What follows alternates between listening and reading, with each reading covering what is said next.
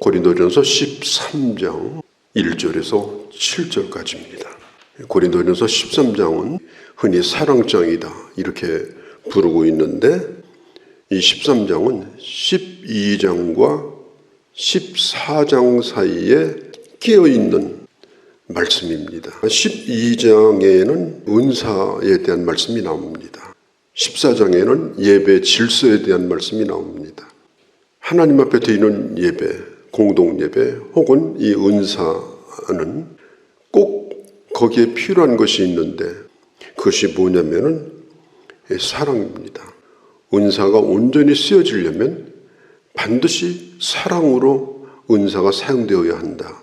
또 질서 있는 이 공동예배는 반드시 거기에 사랑이 들어가야 된다라고 하는 것입니다.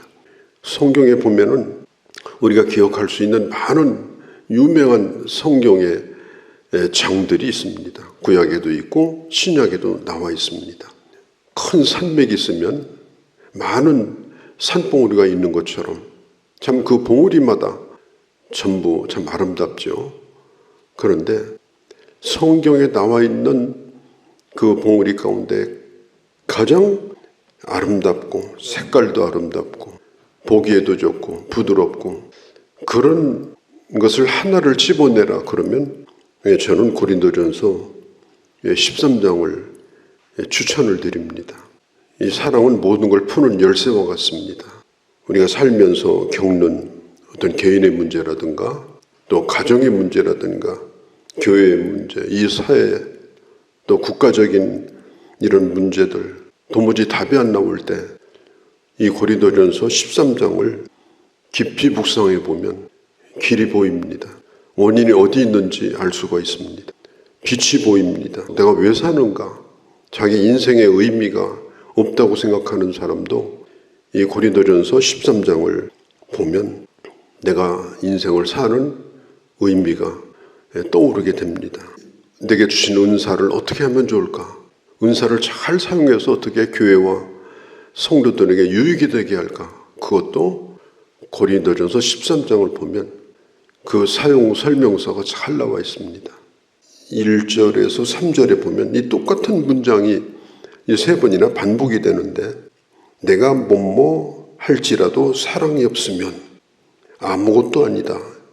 이게 3번이나 반복돼서 나옵니다. 사랑이 없으면 아무것도 아니다. 사랑이 없으면 그건 가치가 없는 것이다. 사랑이 없으면 그것은 없는 거나 마찬가지다. 그런 얘기입니다. 사람의 방언과 천사의 말을 할지라도 사랑이 없으면 아무것도 아니다. 당시 고린도 교회는 이 방언의 은사가 높이 평가되던 그런 은사였습니다. 그러나 교회 안에서 가장 문제가 많았던 은사가 바로 이 방언의 은사였습니다. 단도직입적으로 얘기합니다. 아무리 방언을 한다 할지라도 사랑이 없으면 그것은 그냥 울리는, 그냥 금속 울리는 아주 날카롭고 듣기가 거북한 그런 소음에 불과한 것이다. 의미가 없는 것이다. 천사의 말이라고 하는 것은 그 당시 바울 당시 이 웅변이 아주 유행이었습니다. 말 잘하는 웅변. 그런데 웅변을 잘한다 할지라도 그것이 천사의 말과 같은 내용을 담고 있다 할지라도 사랑이 없으면 그것도 아무런 의미가 없다. 우리 역사에 보면 유명한 연설이 나오잖아요. 아브라함 링컨의 연설, 처칠의 연설. 그래서 군중들을 움직이고, 그런데 인류를 고통으로 몰아넣었던 히틀러의 유명한 연설. 그래서 대중들이 거기에 선동을 받아가지고 참 어마어마한 재앙을 불러오지 않았습니까? 그야말로 말의 힘이라는 것은 위대합니다. 말 한마디가 사람을 살리기도 하고 죽이기도 합니다. 어떻게 하면 말을 잘 할까? 그런 고민을 할 필요가 없습니다. 덧없는 말을 한다 할지라도 사랑으로 말하면 그게 더 귀한 영향력이 있다. 천사의 말보다는 사랑이 담겨 있는 한마디 말이 더 영향이 있다 하는 것입니다. 또 예언도 마찬가지입니다. 미래를 알 수 있는 예언의 능력을 가지고 있다 할지라도 사랑이 없다고 생각해 보세요. 그 사람은 아주 점쟁이나 똑같습니다. 이 발람이라고 하는 거짓 선지자가 나오잖아요, 성경에. 그 발람이 자기의 예언의 능력을 가지고 적을 이롭게 하고 젊은이들을 우상으로, 음행으로 멸망하게 만들었던 사람이 바로 이 발람입니다. 누구를 위해서 예언하는가? 그 동기가 무엇인가? 이것이 중요합니다. 믿음도 마찬가지입니다. 특별한 믿음의 능력을 가진 사람들이 있습니다. 성경에 보면 믿음은 산을 옮긴다고 했는데 믿음은 위대합니다. 그런데 그 믿음에 사랑이 없다고 하면 그 믿음은 성경은 말합니다. 아무것도 아니다. 또 구제도 마찬가지입니다. 구제하는 것 얼마나 귀합니까? 그런데 사랑이 없이 내가 누구를 구제한다. 그것은요, 결국은 공로주의에 빠집니다. 결국은 구제받은 사람을 굉장히 나쁘게 만듭니다. 성경에 보면 예수님이 바리새인들의 구제에 대해서 얘기하신 적이 있죠. 사람들이 많은 데서 행사하듯이 모든 사람이 다 알도록 구제를 하는 거, 금액이 공개가 되고 누가 얼마 했느니 나팔을 불고 우리 행사장 가면 하잖아요. 전혀 도움이 안 되는 것이다. 심지어 자기 몸을 불살라서 3절에 보면 이게 뭡니까? 순교하는 거죠. 순교는 그리스도인이 하나님 앞에 바칠 수 있는 최고의 헌신입니다. 그래서 계시록에도 순교자가 가장 높은 자리에 순교자를 하나님이 올려놓습니다. 그러나 그것이 잘못된 동기로, 잘못된 이데올로기나 잘못된 자기 신념이나 잘못된 자기 목적을 위해서 자기 목숨을 내어 던지는 것은 그것은 아무런 의미가 없는 것이다. 유명한 설교자인 조지 스위팅 박사는 이런 말을 했습니다. 인생에서 사랑을 빼면 제로다. 오늘 성경도 말하지 않습니까? 사랑이 없으면 아무것도 없다. 중요한 것은 모든 것은 사랑을 동기로 되어져야 한다. 그러면서 4절서부터 이 사랑의 특징에 대해서 얘기를 합니다. 사랑은 오래 참는다. 쉽게 말하면 자식 기르는 걸 생각해 보면 이게 이해가 될 겁니다. 자식 키우면서 얼마나 참습니까? 그야말로 참다가 끝나잖아요. 왜 그래요? 자식을 사랑하니까 그렇습니다. 상처가 될까 봐 그렇습니다. 이 오래 참는다는 말이 이게 본래 길다는 말이에요. 길다. 그 마음을 길게 가지고 가는 거예요. 묵혀두었다가 폭발하는 것이 아닙니다. 마음을 길게 갖는 것, 길게 기다리고, 길게 믿어주고, 길게 견디고, 그게 바로 사랑이다. 사랑은 온유하며, 온유라고 하는 것은 맥없는 사람을 의미하는 것이 아니고 절제된 인격입니다. 자기 생긴 대로 사는 것이 아니라 절제하고 이 사람들에 대하여 따뜻한 마음으로 대하는 것, 그게 바로 온유입니다. 투기하지 아니하며 성내지 아니하며 자랑하지 아니하며 과장하든지 허풍을 떠는 것. 우리가 물론 자랑도 할 수가 있겠죠. 그렇지만 대부분 상대방을 배려하지 않으면 자랑을 하게 됩니다. 상대방을 배려하면 우리가 자랑하는 것을 조심하게 됩니다. 그것도 사랑입니다. 또 사랑은 교만하지 아니하며 상대방을 하나님이 지으신 형상으로 생각하면 그 사람이 누구이든지 간에 내가 그 사람보다 위에 있다라고 하는 생각을 하지 않게 된다, 그런 뜻입니다. 무례히 행하지 아니하며 교양이 없다는 뜻입니다. 예의를 갖추지 않는다는 뜻입니다. 예수 믿는 사람은 존귀한 사람들입니다. 그렇기 때문에 고급스러운 품위가 필요하고 예절이 필요합니다. 제가 얼마 전에 뉴스를 보다가 어떤 분이 상대방에 대해서 얘기하는데 그 사람은 정치인의 품위를 가진 사람이 아니다, 그런 얘기를 하더라고요.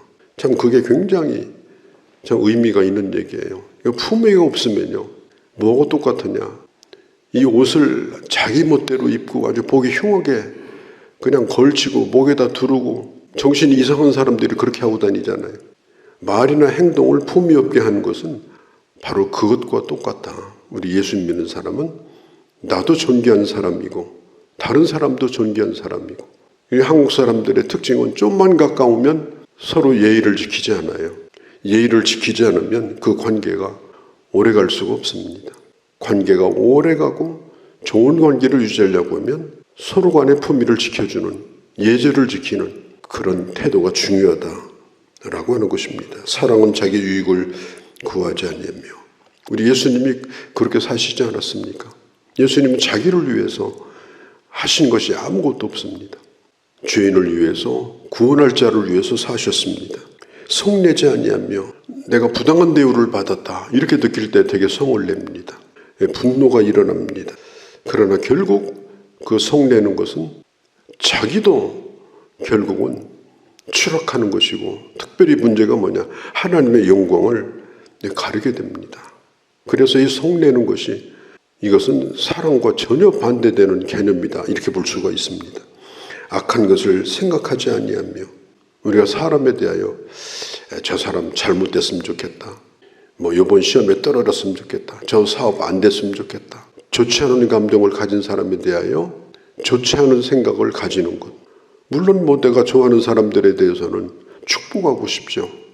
그러나 그렇지 않은 사람에 대하여 악한 것을 마음에 품는 것입니다. 그렇게 하지 말라는 것입니다. 평안을 빌고 원수를 위해서라도 축복을 하도록 해라 하는 것입니다. 사랑은 불의를 기뻐하지 아니하며 진리를 기뻐하며. 자, 불의를 기뻐하는 게 뭐겠습니까? 나쁜 동기를 사람에게 품는 겁니다. 나쁜 동기. 우리가 인간관계를 가지게 되는데 나쁜 동기를 가지고 사람을 대하면 꼭 돈을 빼앗아가지 않는다 할지라도 그것은 사기를 치는 겁니다. 좋지 않은 동기를 가지고 사람을 대하고 이렇게 하는 것은 일종의 사기와 같은 거예요. 그래서 언제나 사람을 대할 때는 우리가 좋은 생각을 가지고 대해라. 좋은 생각을 가지고 대해라. 또 좋게 해석하도록 그렇게 해라 하는 것입니다. 모든 것을 참으며, 이 참는다는 뜻이 지붕이라는 뜻이에요. 헬라어로. 그러니까 이 참는다는 말은 베드로가 말한 것처럼 사랑은 모든 허물을 덮는다. 참 사랑하면 허물을 덮는 것 같아요. 그래서 자기가 사랑하는 사람 허물을 절대 얘기하지 않습니다. 왜? 사랑하기 때문에. 상대방의 허물을 함부로 얘기하는 것은 그것은 그 사람을 사랑하지 않는다는 증거입니다. 특별히 가깝다 보면 허물이 많이 보입니다. 그럴 때에 특별히 나를 거스리는 이런 사람들의 연약함을 공개적으로 폭로하는 것, 우리가 그러는 일은 하지 말자. 사랑은 모든 것을 믿습니다. 어머니가 자식에 대하여 조금도 의심하지 않습니다. 또 자식은 어머니 사랑을 조금도 의심하지 않습니다. 끝까지 믿어주는 겁니다. 모든 것을 바랍니다. 끝까지 희망을 놓지 않아요. 사람을 사랑하게 되면 끝까지 그 사람에 대하여 절망하지 않습니다. 언제나 기대를 걸고 그를 위하여 기도하고 그를 도와주고 기다리고 모든 것을 견딥니다. 시련을 겪으면서도 이 사랑을 하게 되면 그 사랑이 더 시련 속에서 깊어지는 겁니다. 우리가 주님을 사랑하는 것도 마찬가지예요. 우리가 진정으로 주님을 사랑하면 어려움이 온다 하더라도 그 어려움을 통해 주님을 더 깊이 사랑하는 것이고, 힘들다고 그래서 깨어지고 부서지는 관계라면 거기에는 사랑이 없는 거죠. 그런 걸 통해서 우리가 더 사랑하게 되는 것이다. 어떤 상황에서도 절망하지 않습니다. 사랑은 방언보다 위대하고 천사의 말보다 위대하고 예언하는 능력보다 위대하고 산을 옮기는 믿음보다 위대하고 구제보다 위대하고 순교보다 위대하고, 사랑은 위대한 것입니다. 사랑이 없이 인생을 산다면 무모한 낭비입니다. 내가 자식 기르는 것도 그렇고 교회 봉사도 그래요. 사랑 없이 사는 것은 그런 인생을 아무런 의미 없이 낭비하는 거예요. 사랑으로 하게 되면 아무리 작은 것도 의미가 있고 빛이 나는 겁니다. 내가 헛되이 살지 않았다. 그게 작은 일도 괜찮아요. 사랑으로 하면 그것은 나에게도 의미가 있고 하나님도 그것을 기억을 하시는 것입니다. 내게 주신 은사가 사랑의 옷을 입고 다른 사람의 유익을 위해서 또 교회의 유익을 위해서 참 귀하게 쓰여지는 우리 하나님의 사람들이 다 되어지기를 바랍니다. 거룩하신 우리 아버지, 고린도전서 13장을 읽을 때마다 이것이 나의 모습이 아닌 것 때문에 우리는 고통스러워하고 하나님 앞에 기도할 수밖에 없는 그런 연약함을 가지고 있습니다. 예수님은 이러하신 분이기 때문에 저희들도 주님을 따르며 아버지 이 사랑을 본받고 이 사랑을 몸에 익혀가고 그래서 하나님이 내게 주신 모든 것들이 내 자신에게도 다른 사람에게도 교회에게도 유익이 되도록 존귀하게 쓰여지고 하나님 앞에 설 수 있는 그런 저희가 되게 하여 주옵소서. 하나님의 사람으로 점점 아버지 변화되어져가는 저희가 되도록 주님 저희들을 주정하여 주시옵소서. 우리 주 예수님의 이름으로 기도하옵나이다. 아멘.